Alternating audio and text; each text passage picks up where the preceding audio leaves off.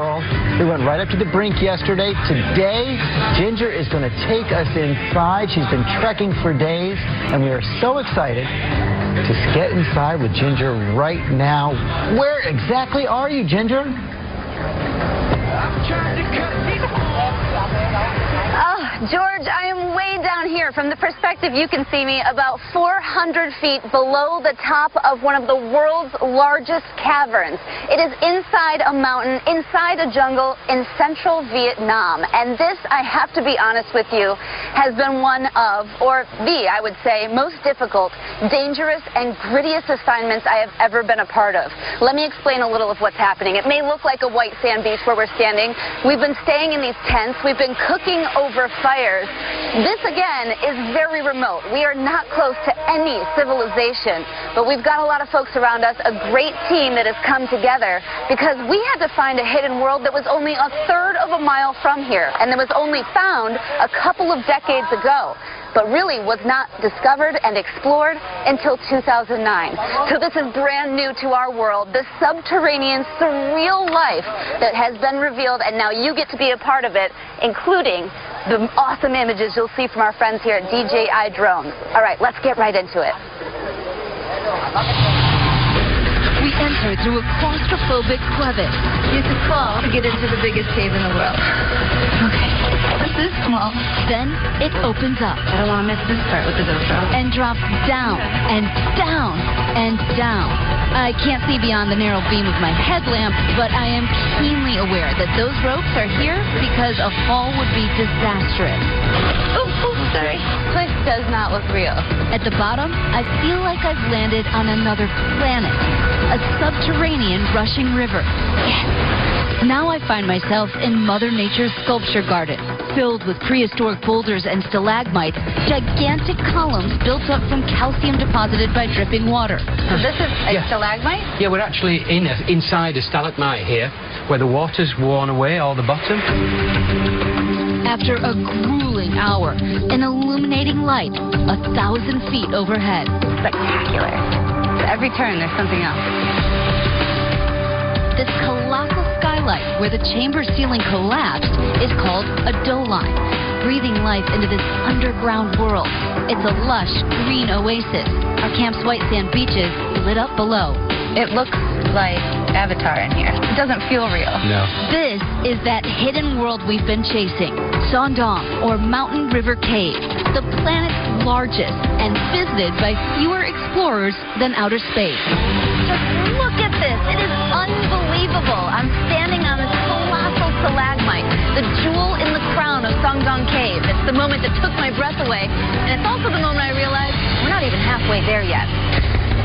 But we press on, and suddenly I'm in a jungle under a second monster skylight. Not atop a mountain, but inside it.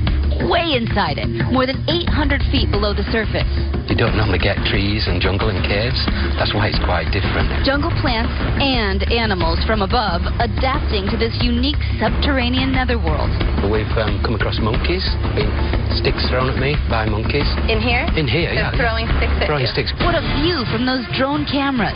This mammoth crater big enough to park 2 747s inside and tall enough to fit an 80-story skyscraper. The cave's flowing river, the creator of this alien world, carving its way through a limestone mountain for 2 million years, forming the largest underground chamber on Earth. More than 1.3 billion cubic feet of subterranean awesomeness. That's more than 15,000 Olympic-sized swimming pools. Appropriate since 5 months out of the year, this underground marvel is underwater. The river goes 80 meters tall at least, and it'll be like 100 meters wide and flowing very, very fast. There's no way you can get anywhere near this area. Danger is everywhere here. Alongside breathtaking beauty, like a fantasy world come to life. The punishing journey worth every ounce of sweat. What gives me goosebumps are the still unexplored passages that branch off our route, tunneling deeper. Good morning, America. Welcome to Sondong.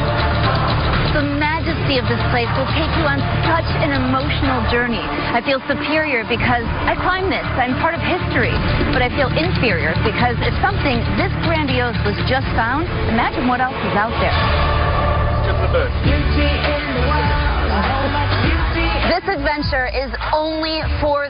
elite, and their emphasis is on conservation and on sustainability. As rough as it's been, it was totally worth it now that you can see those images, George. We sure can, Ginger. And we're looking down on you now. I know you've got the drone there. Can you set it up the wall to give us a sense of just how deep underground you are right now so we get a sense of the scale?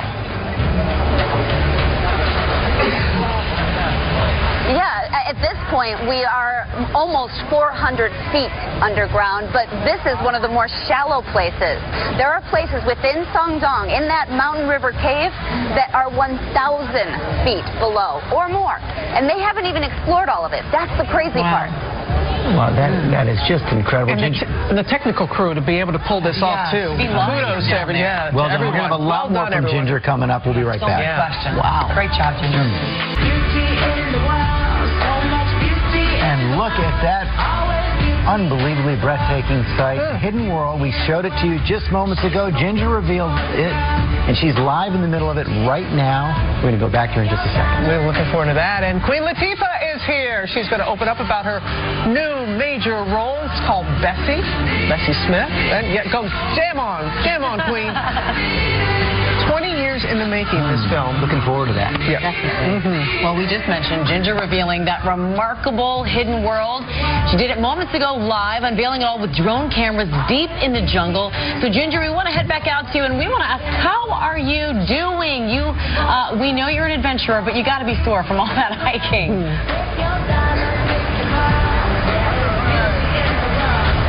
I couldn't have known what I was getting into here, but I'm so grateful that I had an awesome team around me. The ABC team that got us out of here. I don't even understand how the engineering works, but they do, and that's what counts. The idea to get here, DJI, as I've mentioned, Romeo Dersha and Ferdinand Wolf, awesome pilots, obviously, giving us those images, and Oxalis Adventure Tour Group, who, again, so concerned about sustainability. It's really inspiring. I know you're very concerned about that, and you were also concerned when you left here. You knew you weren't going to be able to shower for a few days, but is everything working out?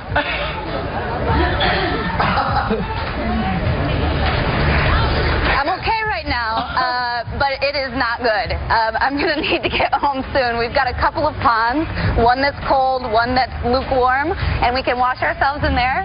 It's been rough. But so worth it. Ginger, I understand that there are fossils down there over 400 million years old. What else can you tell us has been discovered down there? You know, they bring scientists down here, only a few so far, and they said as they bring them down, they find something new every time an expert gets in here. So already 7 new species of different animals, and they know there are new plants to be found, and so much more, including those fossils. It's really exciting science-wise. Yeah, and speaking of how they find these things, we said yesterday, there's no map of the trek. So how do scientists know where to go?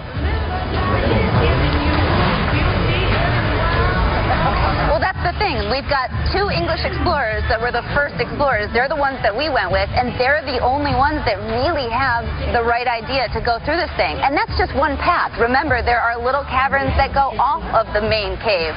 The largest cave in the world, you guys, this could take another couple of decades before we fully understand what's in there. And can you tell us a bit more of the crew that's with you? I know you were telling us a bit earlier, but there are people, I want to call them locals, but there's nothing local around there, but the people that you have helping you out. Yeah, this is the best part. So, you know, even the guy behind the camera, Chris, he has had to do the trek too, so he couldn't carry and lug his huge 30-pound camera around, so he's had help from local villagers that have now turned to the sustainable tourism to make money. It's really, really inspiring because, and the Vietnam government loves it because they say, you know, this is great for all these people who were just trying to live off the land. Now this is a whole new industry that they'll be able to get into. Oh, wow. And I've more than 60 people that have been carrying all our stuff. It's so heavy. Yeah, and like I said, we can learn from them too. Right. They know. And they're so protective of it. Yes. Because there is so much to be learned from it. And there is, as we've said, nothing in the world like it. What a treat. Ginger, what a great job. Get home safe, Ginger. Tell everybody thank you for... We feel like we're there with you. It's wonderful how you did this, and everyone. Thank you. A warm bath is waiting for you, my friend. All right. You got it. Thank you so much. I'll be home showered soon. All right. Safe travel.